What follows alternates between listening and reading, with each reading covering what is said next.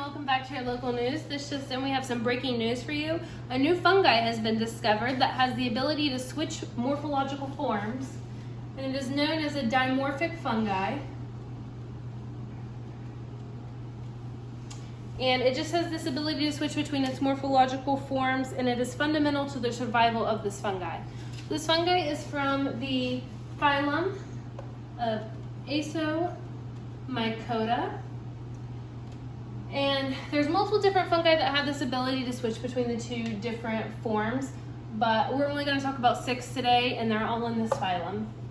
So these fungi can infect mammals, insects, and plants, and they're divided into 2 different categories of thermal and non-thermal dimorphic fungi.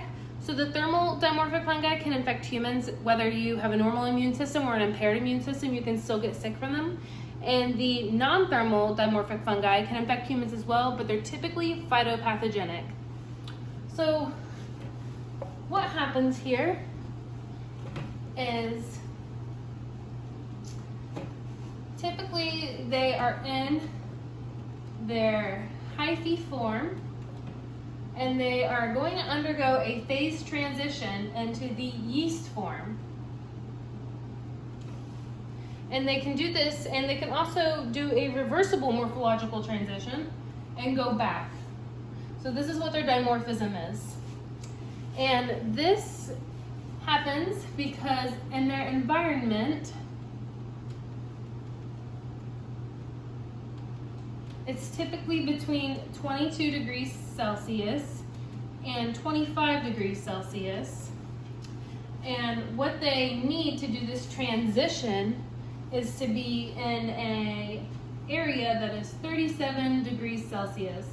So they need this external stimuli of temperature to change for them to be able to undergo this phase transition and this dimorphism. So typically what happens is the soil that they are living in has a temperature of about 22 to 25 degrees Celsius, and they've got their fungal fragments and their conidia in there as well.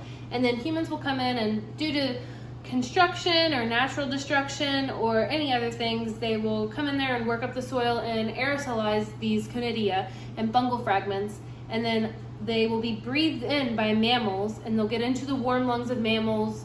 And what happens is it's warm enough for them to undergo this phase transition from the environment that they're in into this new one. So they'll go from the hyphae into the yeast, and this yeast is pathogenic, and it can cause, it gets into the lungs and causes infection and pneumonia, and then it can spread to the skin and the bones and other areas.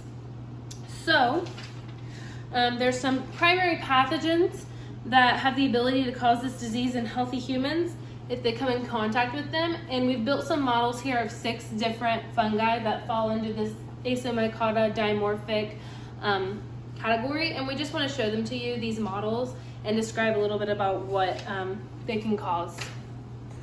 So first off, we've got Paracoccyioides, and this one is the hyphae version of it when it's in that environment of 22 to 25 degrees Celsius, and this is the yeast form of it after it's undergone that temperature change in the environment. So this can initially occur in the lungs, but it may spread to the skin, mucous membranes, and other parts of the body. Next, we've got the Blastomyces. This is the hyphae form of it, and this is the yeast form of it. The Blastomyces is very serious and causes pneumonia-like infection, and once it progresses, it can cause lesions to form in the capillary beds throughout the body. Next, we've got the Coccioides. This is the hyphae version of it, and this is the yeast version of it. And it is what causes valley fever, and it can be characterized by fever, chills, chest pain, and many other things. Next up, we've got Sporothrix, and we've got the hyphae version and the yeast version, and it is found in the decaying vegetation of rose bushes, twigs, hay, and moss. And then we've got Histoplymus, and it can cause acute or chronic lung disease that can progress and affect other organs. This is the hyphae and the yeast. And then last we've got the Telemyces, and it can cause pulmonary disease and skin lesions. And this is the hyphae, and this is the yeast. And that is all.